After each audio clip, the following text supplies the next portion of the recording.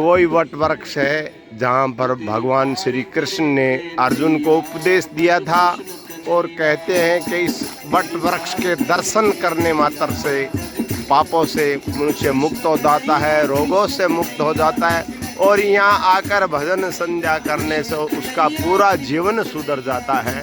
तो आप दर्शन करिए और जब भी मौका मिलिए कुरुक्षेत्र में आकर भगवान श्री कृष्ण का गुणगान करिए, अपने मनुष्य जीवन उद्धार होगा।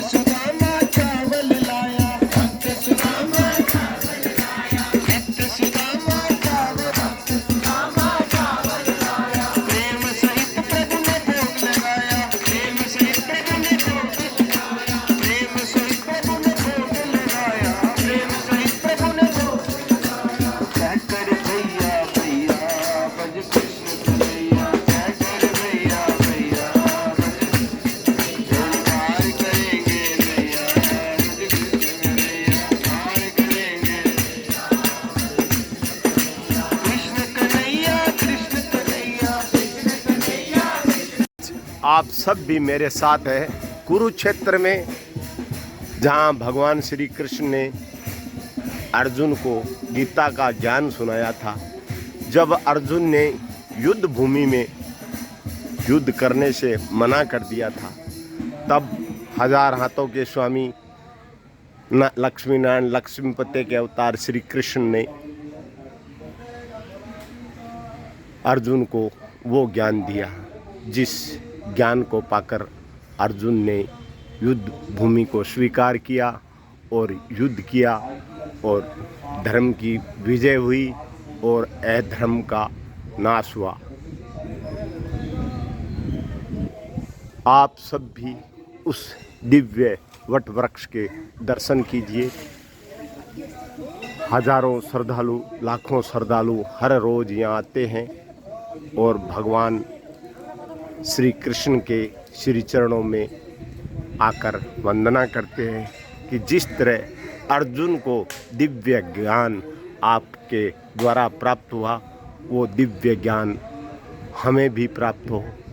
इसी आशा और विश्वास के साथ यहाँ कुरुक्षेत्र में आते हैं और उसी आशा और विश्वास के साथ ये कुरुक्षेत्र धर्म की धरा, कुरु के द्वारा इस धरा को नाम दिया गया था कुरुक्षेत्र।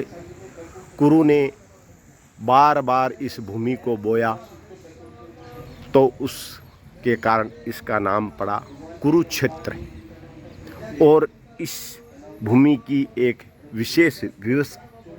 विशेषता कुरु ने राजा इंद्र को बताई थी कि यहाँ पर उपवास के द्वारा, युद्ध के द्वारा यदि कोई भी व्यक्ति मृत्यु को प्राप्त होता है तो उसे स्वर्ग का वास होता है।